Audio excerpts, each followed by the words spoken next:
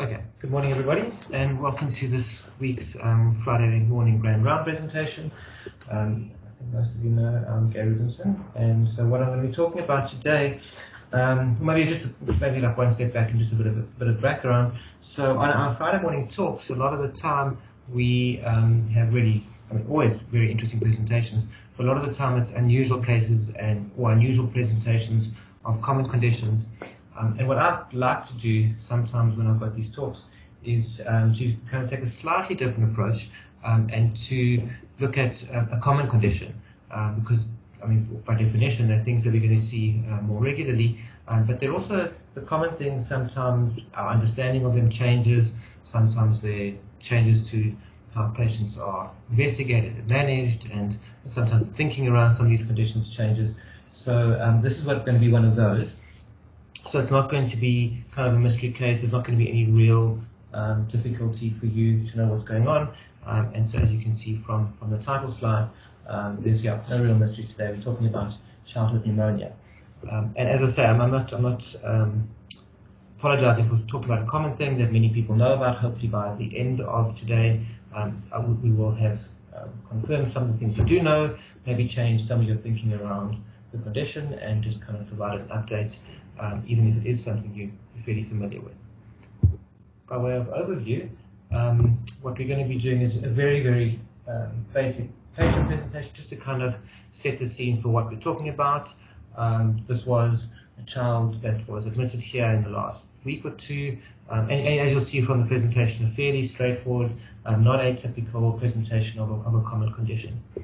And then after that, what I'm going to play for you is a video, and the video is nothing too exciting really, but it's a video from of a talk I gave earlier this year to the UCT Pediatric Refresher course in February on exactly this topic, on pneumonia in children.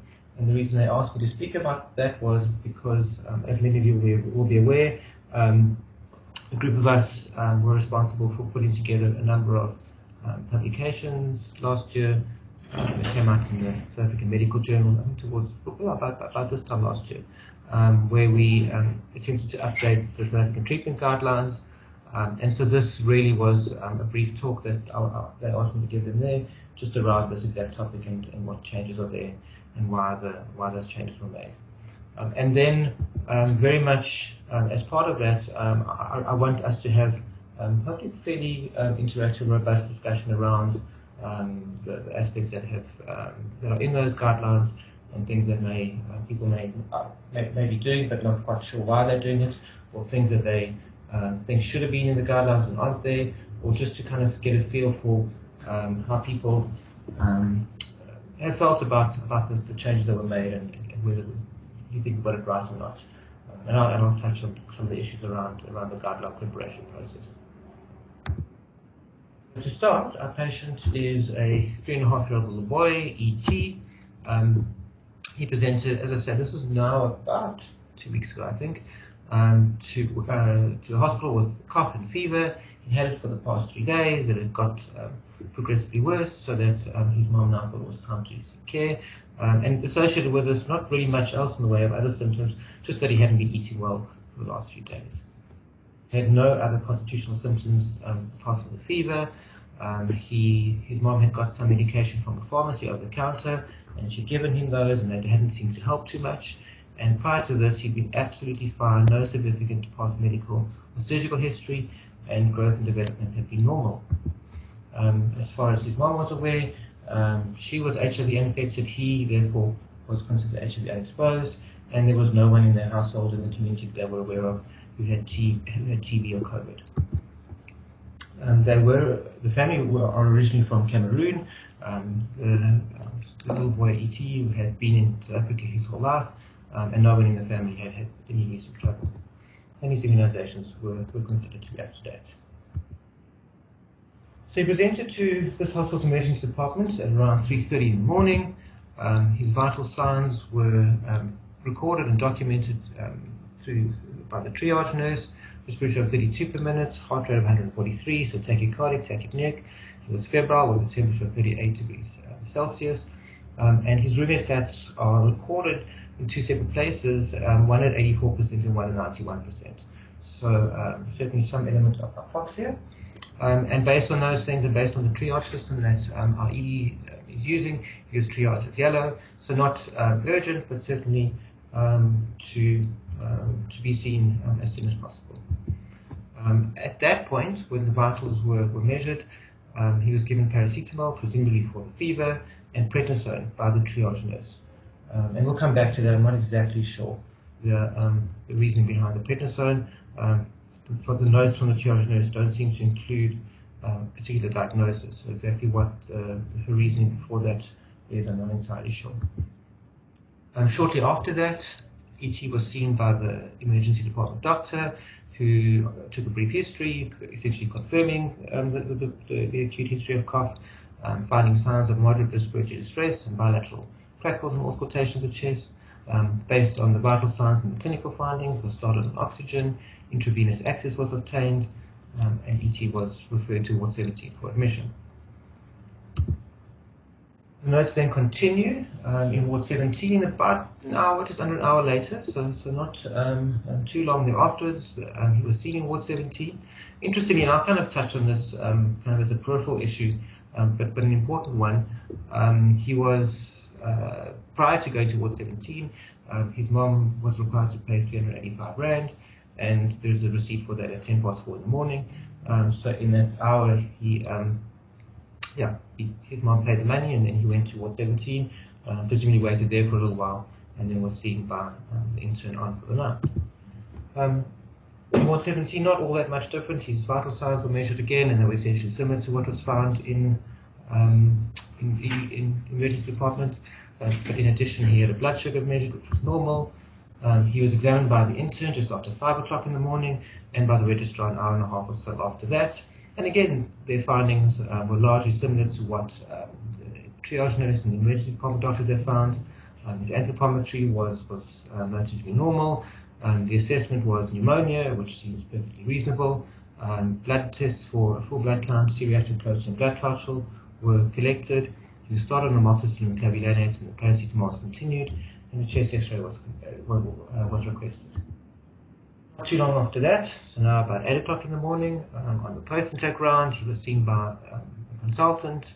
And again, clinical findings were largely the same as what everyone else had found. The only additional finding there was some wheezing, and the decision at that point was taken against getting the chest X-ray, but essentially the treatment plan was continued. Subsequently seen 3 more times over the next 24 hours or so, initially at around midday on the date of admission, and then again a couple of hours later that afternoon, and then finally about 8:15 the next morning. Over that time period, he was weaned off his oxygen, his respiratory distress improved, didn't completely resolve, but improved substantially, and he was discharged home the following day. On discharge, he was given a prescription for 14 days or 2 weeks of zinc, the paracetamol was continued, and the antibiotics being started on amoxicillin clavulanate was continued to complete a total of a 5-day course. Moving on to consider his laboratory results, and as far as I can tell from the file, these were obtained after discharge, so I'm not exactly sure whether they were available at the time of discharge and not checked, or if they weren't available at the time of discharge. Both possibilities could be true. Either possibility is possible, because with the turnaround times we're experiencing in our labs at this moment, it's quite feasible that they actually weren't available at the time. But in any event, the decision to discharge and the treatment plan was made in the absence of the laboratory results. And again, I'll come back to that because I think it has some relevance as to if the decisions were taken and without the laboratory results, did they need to be done. In any event, the full blood count was normal, his blood culture subsequently remained negative, and his C-reactive protein was quite markedly elevated at 157 milligrams per liter. He, because of the surveillance programs that are in place at the hospital at the moment, he met inclusion criteria for our SORI study, and so SORI samples were collected, so intestinopharyngeal swabs were collected, and they subsequently, essentially when I was putting the tour together, followed up on that results and came back negative for SARS-CoV-2, for pertussis, influenza, and RSV. So based on this fairly typical, not unusual presentation of a common disease, a number of questions certainly came to my mind around what was done for him and whether what was done was right or wrong. And so the thoughts that I had as to what questions we'd probably want to have answered when we're discussing a patient like him were, did he require antibiotics? And if we think he did, what should he have been given and for how long? Did he require a chest x-ray? As you can see from the discussion, some of the clinicians looking after him thought he did. The consultant involved didn't think it was necessary. But if we think a chest x-ray is appropriate, why would we want to do one in a child like this? Should he have been evaluated for tuberculosis beyond just what was obtained on history as a child presenting in a TB endemic environment with pneumonia? Should he have had viral studies done? Was the decision to give him zinc appropriate? Yes or no? As I've already kind of touched on, were the lab investigations indicated, or any lab investigations indicated? And if there were appropriate investigations, what should have been done? What about the decision to give prednisone? Was that appropriate? Yes or no? And as I said, we'll kind of touch on it somewhat peripherally, but was it reasonable and appropriate for him to have been asked, for his mother to have been asked to pay 385 rand for the care he received? Okay, so now we're going to transition from that kind of case presentation to the video. I'm hoping this plays, and it should play with the sound, but please just confirm if there are any problems. Good morning, everyone, and welcome to this talk on pneumonia in children, an update on the South African treatment guidelines. I'm Gary Reubenson, a pediatric infectious disease specialist at Wits University, working at Reubenson Mother and Child Hospital. I'd like to express my thanks to the conference organizers and the Department of Pediatrics and Child Health at the University of Cape Town for inviting me to give this presentation. To start, I do need to declare a couple of potential conflicts of interest. Firstly, I am a member of the guideline writing group that was responsible for compiling these updated guidelines, and I also sit on a number of other committees that are in some or other way related to pediatric pneumonia recommendations. By way of an overview of the talk that I'm going to be giving, it is just going to be a brief overview of the full set of guidelines.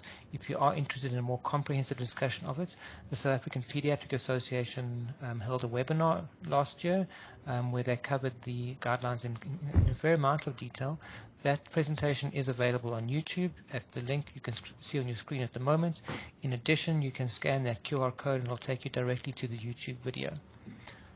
Importantly, we're not covering any COVID today, so a bit of a break from that.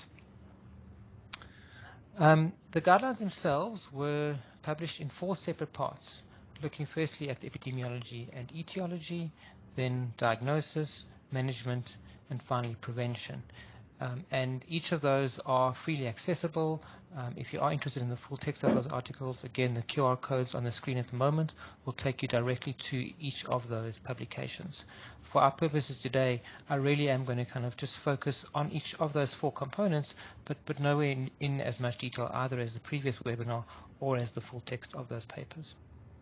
To start with, looking at epidemiology, and particularly to start with, well, why are we still interested in childhood pneumonia? And this is part of the reason. If you look at the top 10 global causes of death from 2016, and there's no reason to think it's changed dramatically since then, lower respiratory tract infections were number 4 on that list. But when you start drilling down a little bit closer and look at lower and lower middle income countries, you can see that it moves up from 4th to 3rd. And if you look specifically at low income countries, you can see it remains top of the list of the conditions that causes death. And so while things have improved and there have been significant changes in epidemiology over the past few years, this remains an important condition, particularly for children. So what has changed over this time? So firstly, and I'm just showing you one slide here, there's lots more evidence to support this, but predominantly as a result of introduction of conjugate vaccines to children. There's been a substantial reduction in pneumonia worldwide wherever these vaccines have been used. In addition to that, a number of other factors, which I'll kind of touch on a bit later, have also reduced the burden of disease to some extent. Something else that's changed since the guidelines were first published is we have a lot more high-quality microbiological data available from children with community-acquired pneumonia.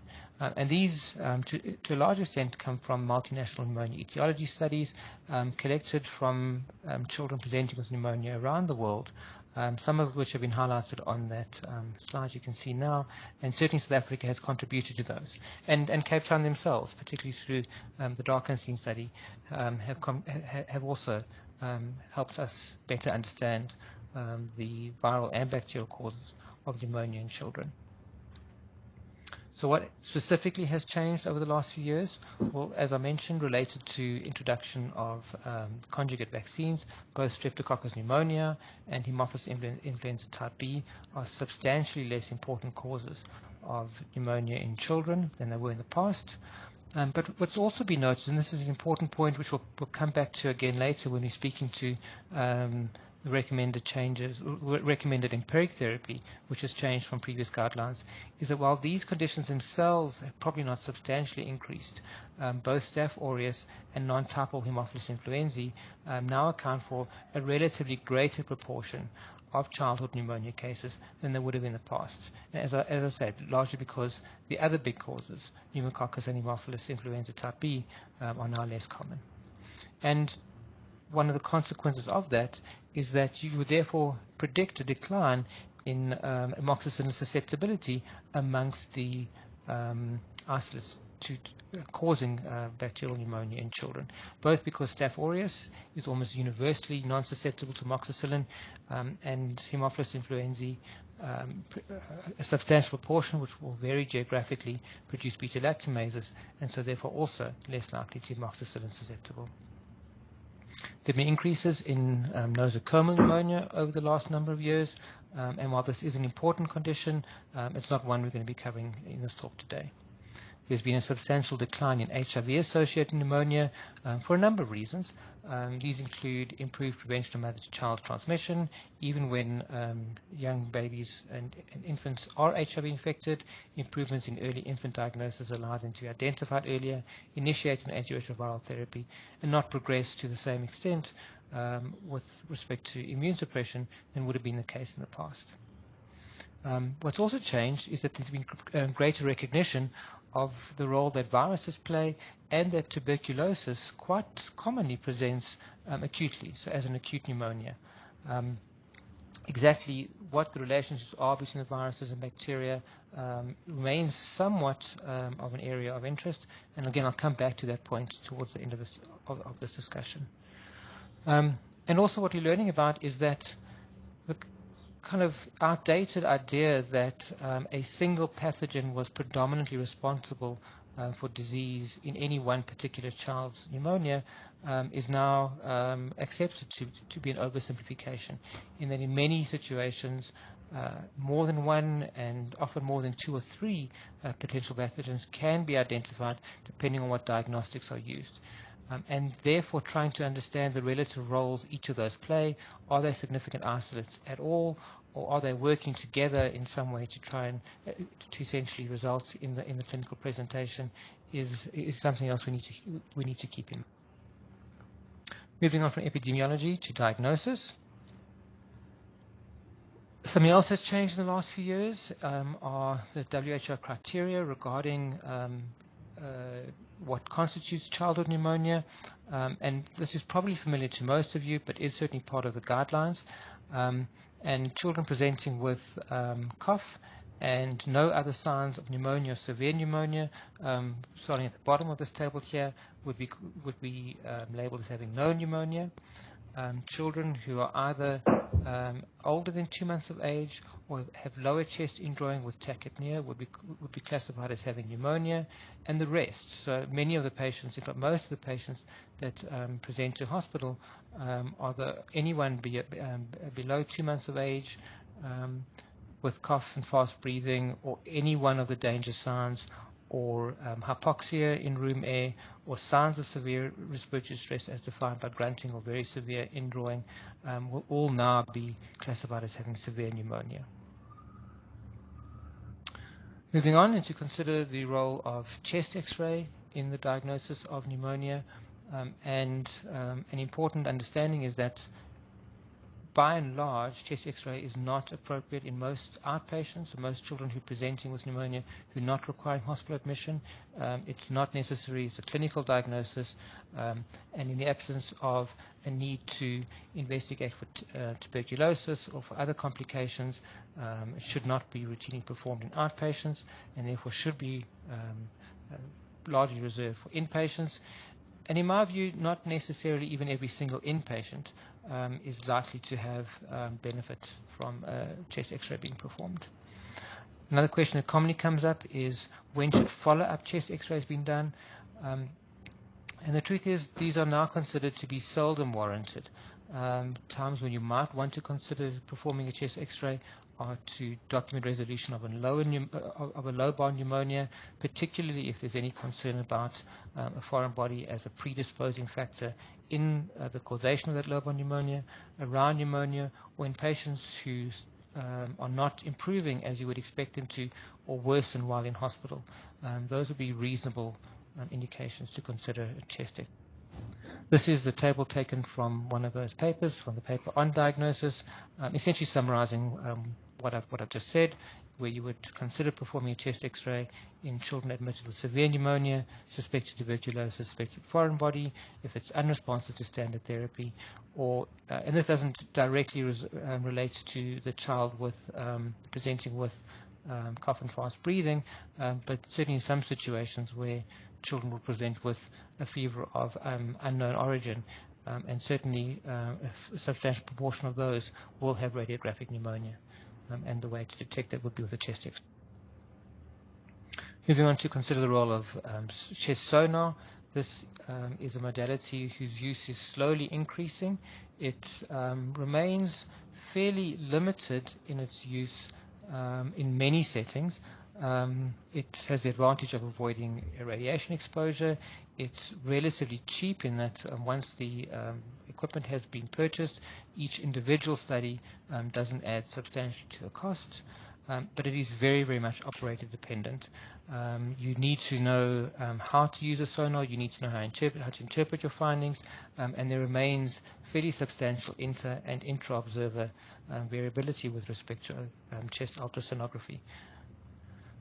But in support of sonar, there is an increasing evidence base, and the vast majority of that evidence base is that with a fair amount of initial training and some ongoing practice, it certainly seems to be an important modality that adds substantially to the care of children, and is something we probably should be trying to roll out more widely. Moving on to consider laboratory investigations. Firstly, HIV. And our recommendation is is that every single child that is presenting with HIV, whether outpatient, whether they're going to be treated as an inpatient or as an outpatient, should have HIV considered. If they haven't been recently tested for HIV, they should be offered testing, and the same would apply to their caregivers. Blood cultures, and certainly I'm speaking from a center where many, if not most, children being admitted with pneumonia do have a blood culture performed. This is something we probably need to revisit as to whether it's entirely appropriate, considering that most childhood pneumonias are not bacteremic, and so therefore the recommendation in the guideline is that routine blood cultures are not necessary and should probably be reserved for those who are most severely ill, being admitted to ICU, or where a nosocomial infection is suspected. What is the role of viral studies, particularly nasopharyngeal swabs, nasopharyngeal aspirates? And these remain somewhat controversial. They are an expensive investigation.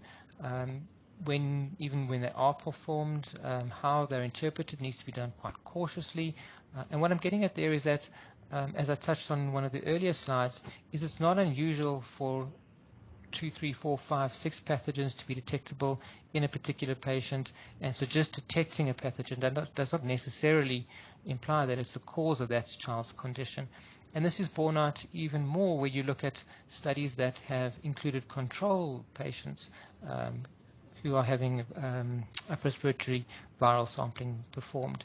And many of the things that we would consider potential pathogens are commonly identified in asymptomatic children. However, and I think this is an important point to bear in mind, that viral studies remain important for surveillance purposes, for things like understanding RSV circulation, understanding influenza circulation, informing vaccine composition with respect to influenza. So I'm not suggesting they have no role at all, but certainly in the day-to-day experience, my own view is that their role is fairly limited, and I don't think they should be routinely performed. What about inflammatory markers? And a wide variety of inflammatory markers have been looked at and continue to be looked at with respect to particularly differentiating bacterial from viral pneumonias. And unfortunately, we do need to continue looking for good biomarkers. Neither white cell count, neutrophils, ESR, CRP, or procalcitonin seem to be able to reliably differentiate bacterial from viral causes. They have some value in certain patients, but as a general rule, that value is fairly limited. This is a table related to first part of a table relating to the summary of investigations in children with who are hospitalized for pneumonia, outlining advantages and disadvantages. I'm not going to go through each of these. You certainly have access to the presentation, but it's just really reaffirming what we're saying. In addition to what I've said, is pulse oximetry is a potentially useful thing to guide oxygen therapy. Chest X-ray has advantages but a number of disadvantages. Ultrasound has a number of advantages, but as yet insufficient clinicians have expertise in it. Moving on to consider some blood investigations. Blood cultures are relatively easy to obtain, but the sensitivity is limited. Molecular testing on blood has no real role at this stage in the routine care of patients with community-acquired pneumonia. One exception to that might be, and I'll come back to this point a little bit later, around CMV pneumonitis. Serological investigations, certainly not routine, but maybe have some role with respect to certain pathogens. Biomarkers we've touched on already, and HIV we would strongly recommend testing in all children with pneumonia. Moving on to consider some other investigations. The first of those are the nasopharyngeal nasal swabs or aspirates, which we have spoken about. They're easy to collect, but colonization interferes with interpretation. They remain relatively expensive. However, certain pathogens, if detected, are more likely than some others to imply causality, and these include RSV, influenza, and tuberculosis. Sputa are relatively easy to collect, although they do require some expertise. They do have concerns around infection control and prevention aspects, but they certainly have a role in the diagnosis of some causes of acute pneumonia, including TB and pertussis. Urine antigen detection has no role really at this stage in the routine care of children with pneumonia. Finally, the role of more invasive forms of sample collection, tracheal aspiration, bronchoalveolar lavage, and percutaneous lung aspiration. Certainly the first of those may be relevant in the intubated child in the ICU setting, but they also have problems with their interpretation. They're commonly contaminated and certainly not routinely collected. And the role of percutaneous lung aspiration is really largely for, at this stage, for research purposes. Moving on to consider treatment, probably the most interesting and important aspect to many people who are listening to this talk.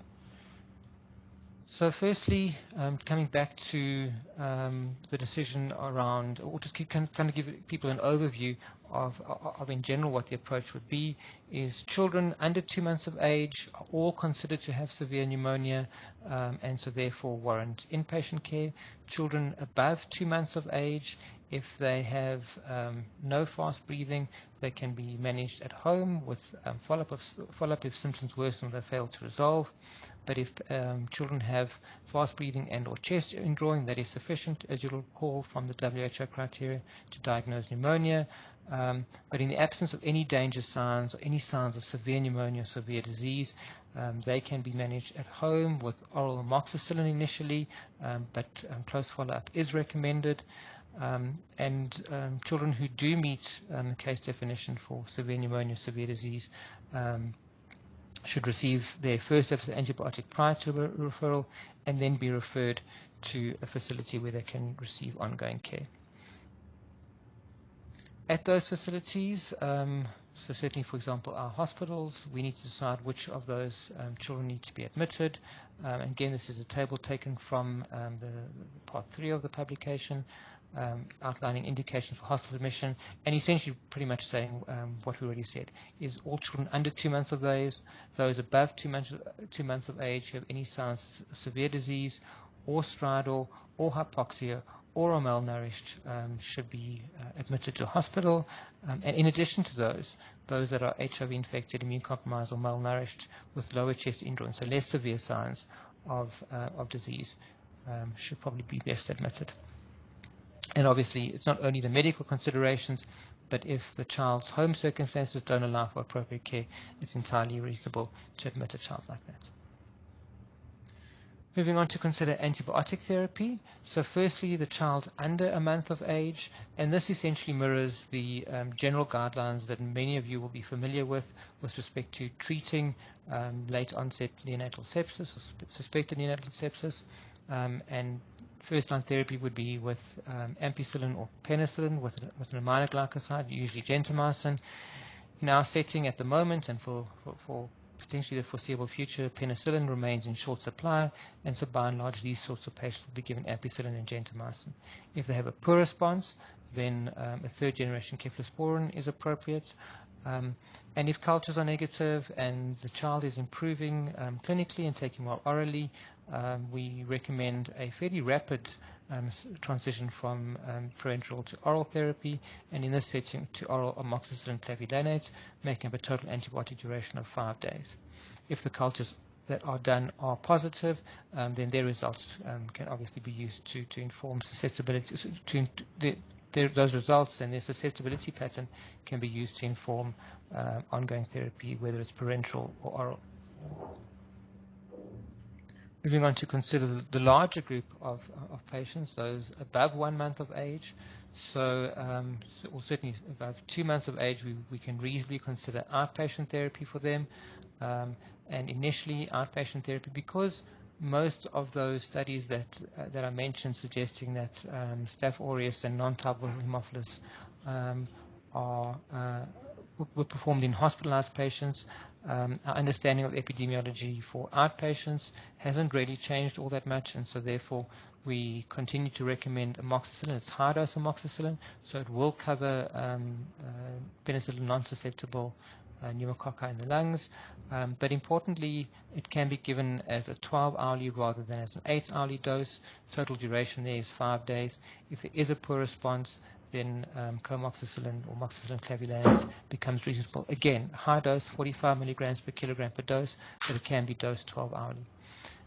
Considering inpatients now, and initial therapy will be with amoxicillin clavulanate, and the idea being there we want to cover the common pathogens in addition to the ones that we're increasingly becoming aware of, so particularly here Staph aureus and some beta-lactamase producing Haemophilus isolates. The dose here is again high-dose amoxicillin, and then transition to high-dose amoxicillin. So what I'm getting at there is high-dose amoxicillin as part of the amoxicillin clavulanate, and then transition to 12-hourly amoxicillin clavulanate orally. Again, if cultures allow for targeted therapy, that would be appropriate.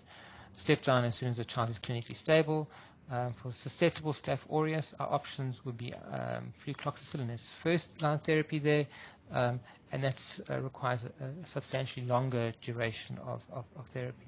If there's a poor response to initial therapy, then with a third generation cephalosporin, and in certain situations you may want to consider broadening therapy to cover MRSA if that is an important cause of pathology at that particular site or in that particular area. Moving on to consider other therapies that might be considered. So first of all, in the setting of HIV infection or HIV exposure, particularly in the young infant, it is appropriate to consider pneumocystis pneumonia and CMV pneumonitis. There are slight variations around particular sites and clinicians' preference as to whether to initiate CMV treatment empirically while awaiting for results, or alternatively to send off samples, and if they're positive, then to initiate CMV treatment. My own approach in these patients, because I am quite concerned with how rapidly they can deteriorate, is to initially treat them quite aggressively, so with full PCP treatment and ganciclovir for CMV, and then as more results become available, potentially to narrow that therapy. What about oseltamivir? So essentially we see it as having a very limited, if any, role in the management of children with community-acquired pneumonia. Within the influenza season, it's not inappropriate to follow other guidelines, including the NRCD guidelines, but it seems that it contributes fairly little to the care of children, certainly when used empirically and even when used in confirmed cases. If it is going to be used, it needs to be initiated within a day or two of onset of symptoms. Corticosteroids can be considered when PCP is being treated and with some forms of TB, but is certainly not routinely recommended for children with other forms of community-acquired pneumonia. Vitamin A as part of treatment is not recommended. Vitamin D, similarly, as part of treatment is not recommended. In the more severely ill child, potentially in the ICU setting, blood transfusions should be withheld, and certainly in the hemodynamically stable child, until the hemoglobin drops below about 5 to 7, much as it would for most other critically ill children. When considering fluid electrolytes, we strongly recommend ongoing enteral feeds in the child who is able to tolerate that, either orally or via nasogastric tube. In the more severely ill child who does require intravenous therapy, then we support using isotonic fluids rather than any other form of hypotonic fluid. Physiotherapy in general is not recommended. I'm not going to spend too much time on this. The guideline does go into a little bit more detail on the child potentially requiring ICU admission. It goes into some detail around who should be considered for admission to ICU, and then some aspects around how their care should be administered within the ICU setting. When can children be sent home? And these are largely intuitive: when they're improving, when they're active, they're feeding well, their fevers have settled, they're not hypoxic in room air, their baseline, they're back at their baseline mental status, and that therapy can be administered at home, and that home circumstances are acceptable, and caregivers know when the child can be brought back to hospital. Very briefly, just to consider prevention. Again, the paper goes into a fair amount of detail, but for our purposes today, just a couple of slides looking at tables from the paper. So firstly, considering general preventative strategies.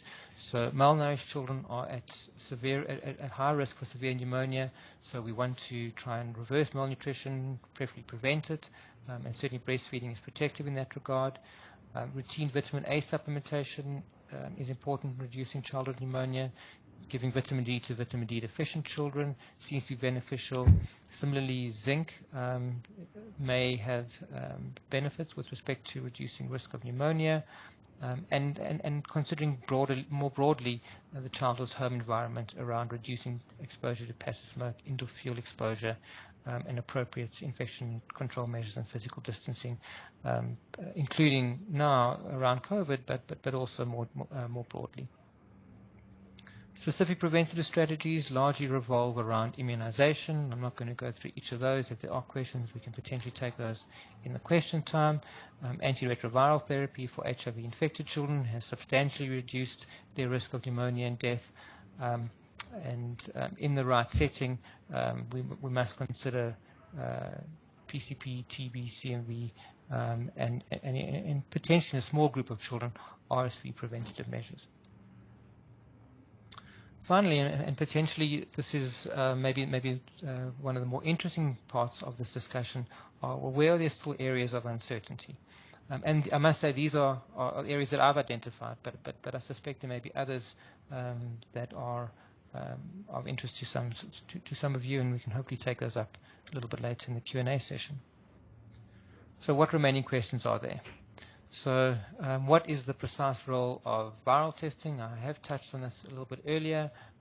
And does the cost justify the, in my view, relatively small benefit? As I've said, in my mind, this is not a particularly useful investigation in the vast majority of patients. The question have been asked about the guideline group's decision to switch from recommending amoxicillin or ampicillin to amoxicillin clavulanates for empiric therapy for inpatients, and I've given you the reasons why the group decided to do that, largely because of the need for an increased spectrum of activity for the pathogens that are more likely to be involved.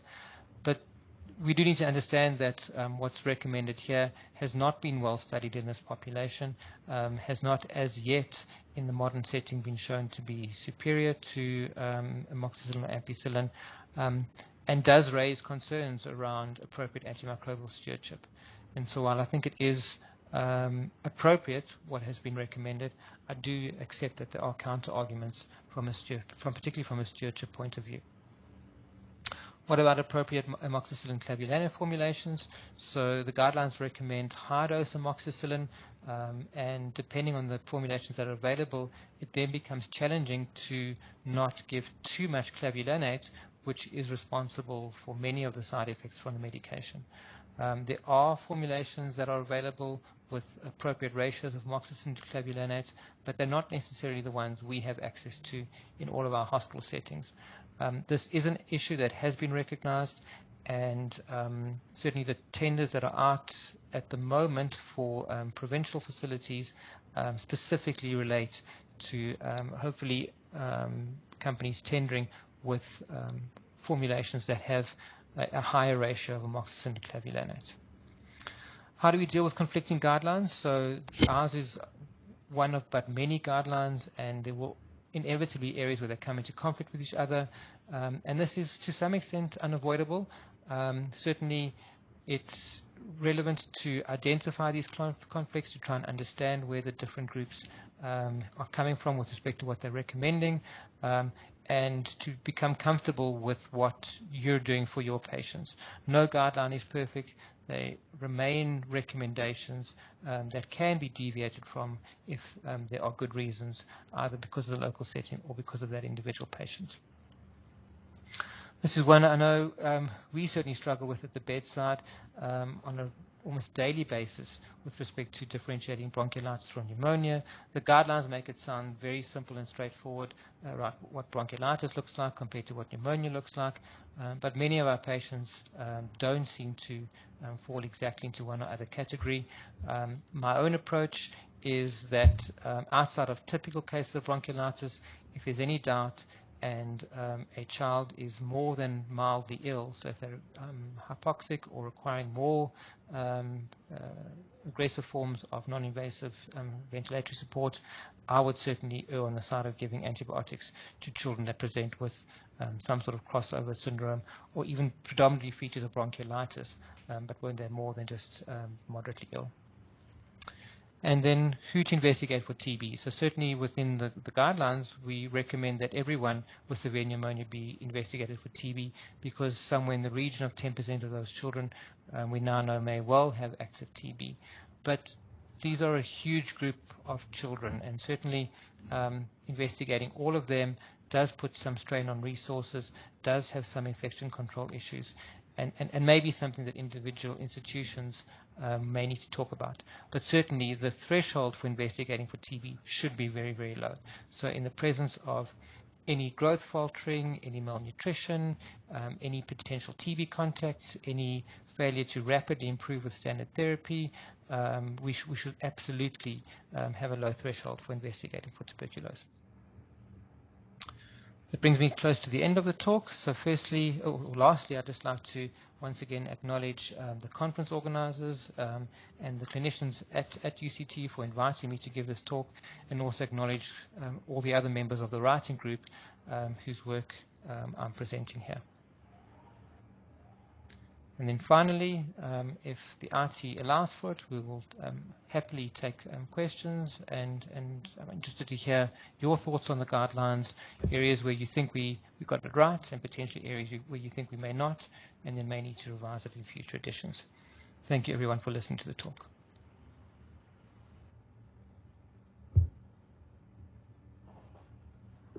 Okay guys, so back to the last part of today's session, and I really very much do want to open it up for discussion based on what we did for our patient, based on what I presented from the guidelines, and just to kind of think about, well, what are we doing for our patients here, and do we need to change anything? Jill, go ahead.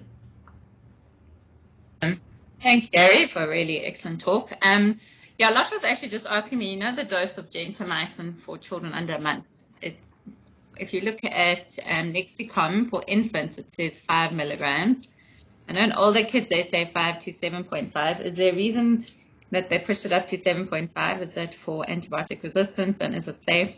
And would you even do that, if they ex-prem, or would you still, it just seems kind of high dose?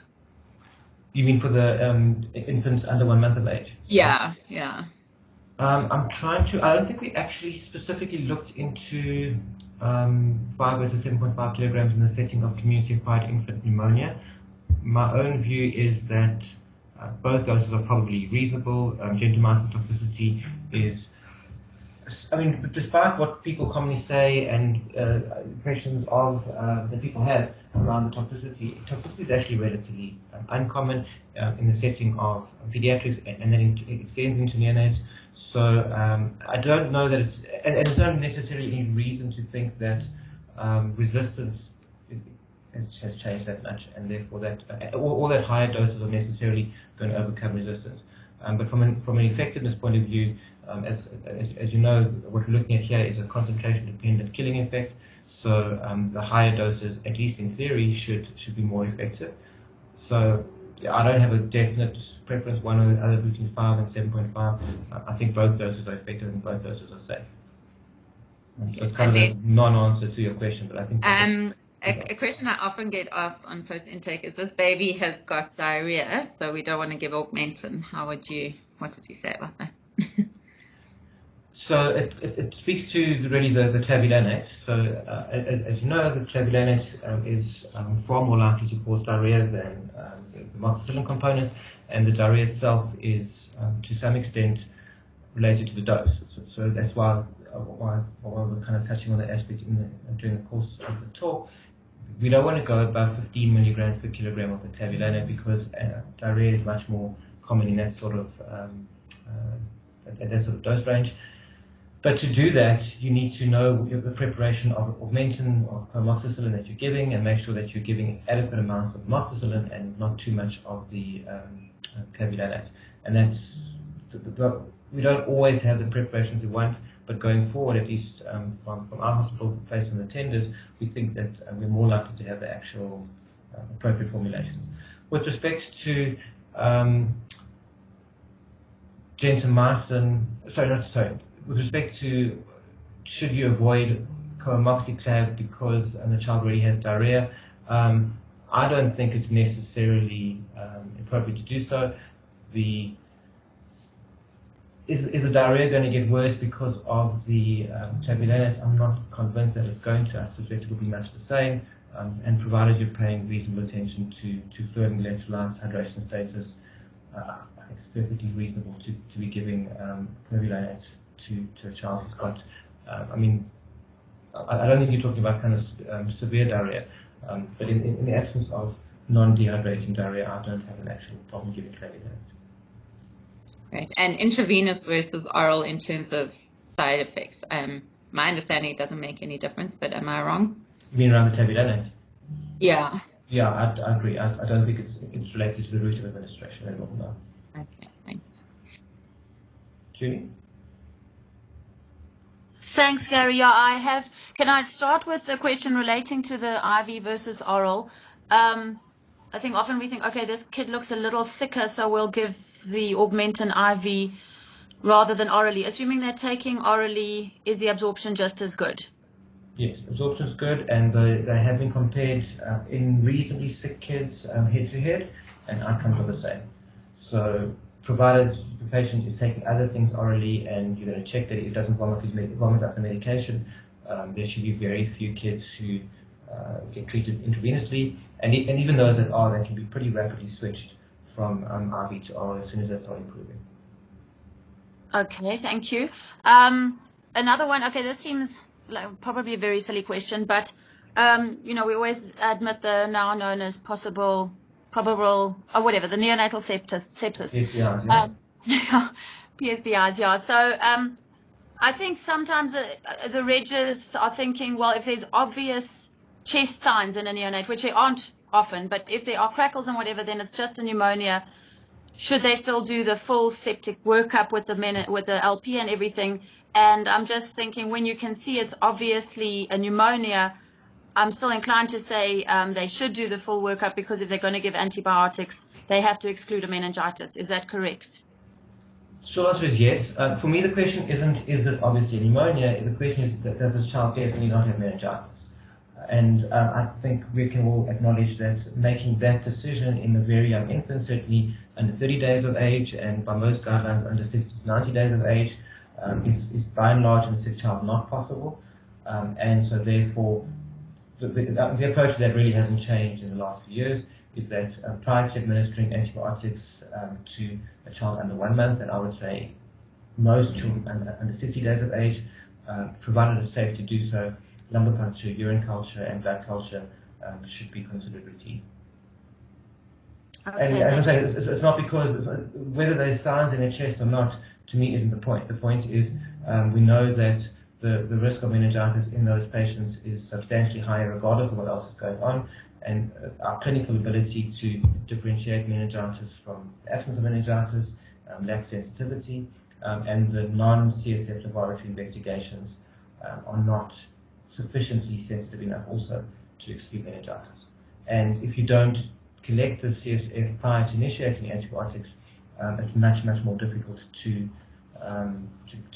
interpret those beyond about kind of 12 to 24 hours after the first dose of antibiotics. So, I mean, you can, and I'm not, again, I mean, we need to be practical. If it's unsafe to do so, and the reason not to do the CSF, then don't do it.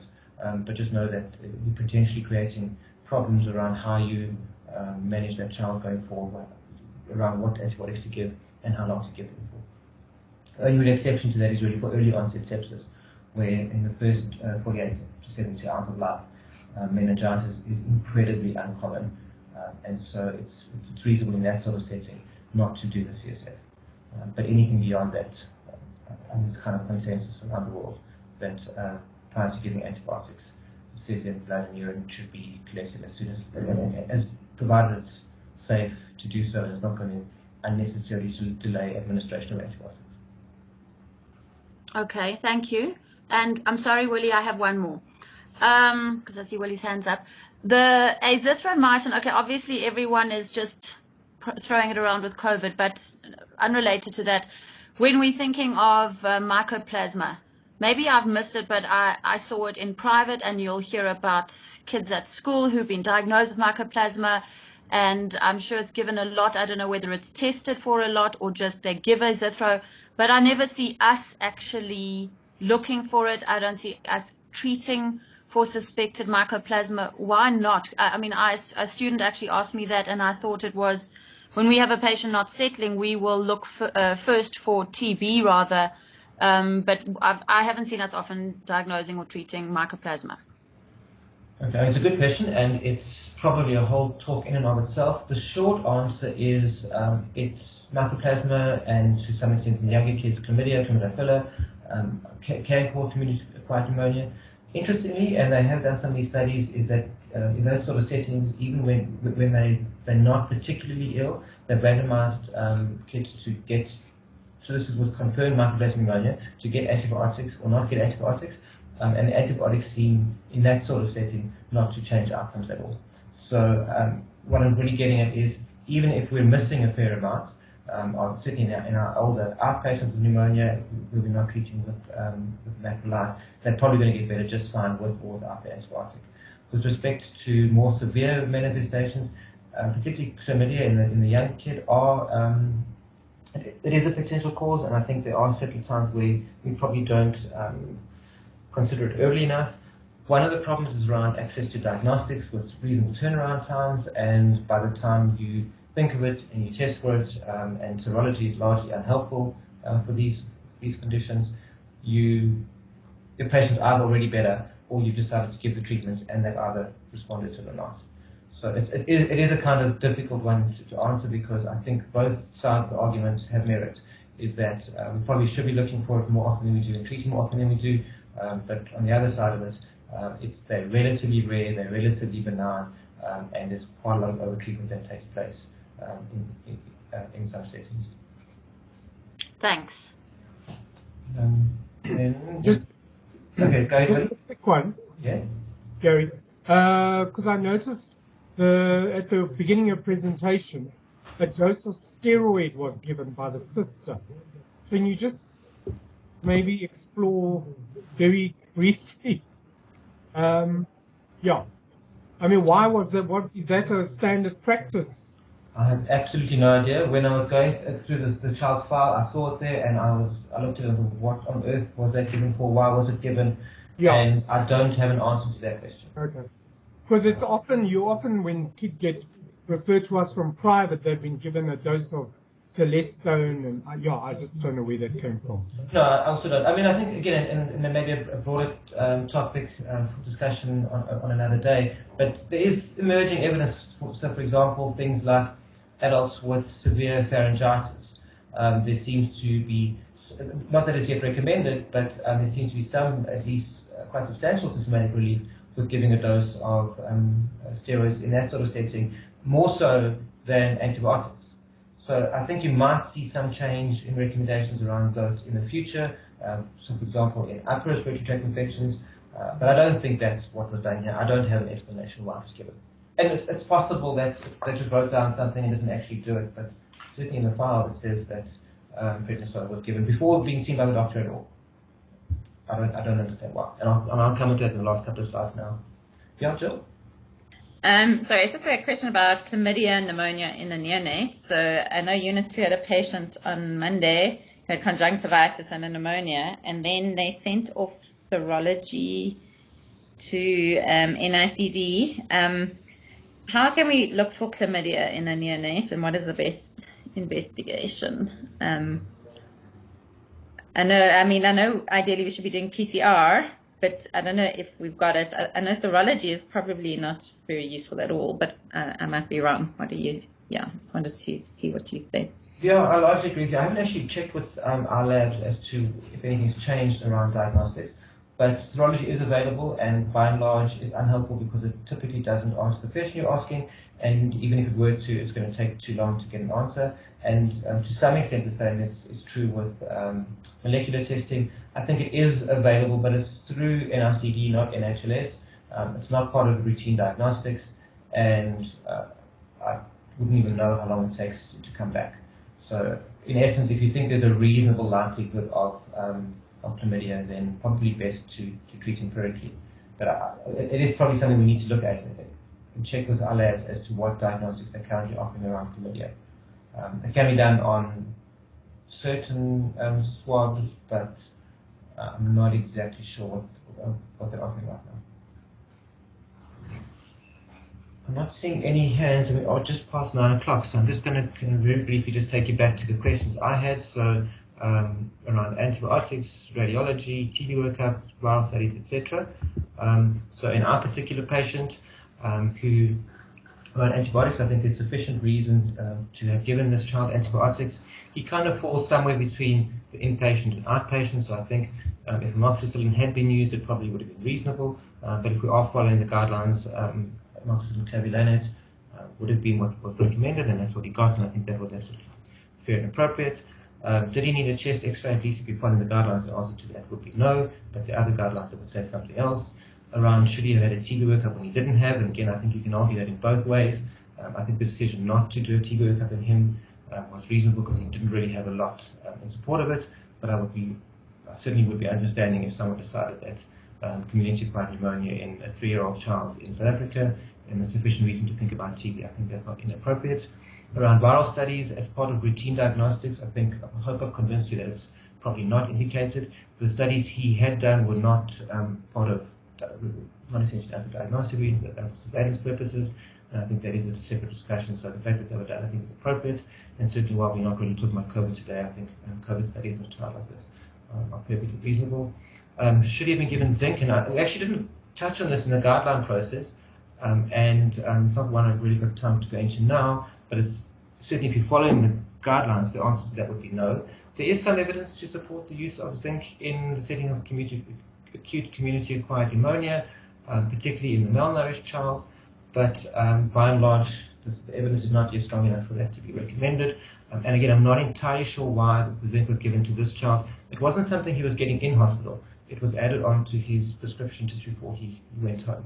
I don't know if he maybe developed some diarrhea, but from the notes that I could find, I'm not entirely sure the indications for the zinc, but unlikely to be harmful. Regarding blood investigations, yes, but the only one I think that would be relevant in this child is HIV. As you saw, the full blood culture and CRP didn't add to his care because they were only checked after he'd already gone home.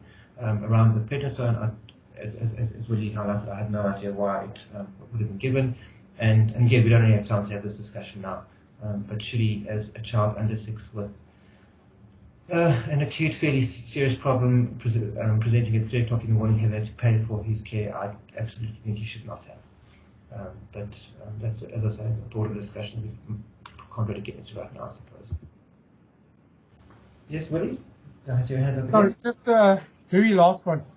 With the wearing of masks, etc., for the past 18 months or so, has SARI surveillance actually seen a drop? I mean, our impression, of course, now that we've got Joburg Gent patients, is that probably there isn't a drop in the number of pneumonias, etc.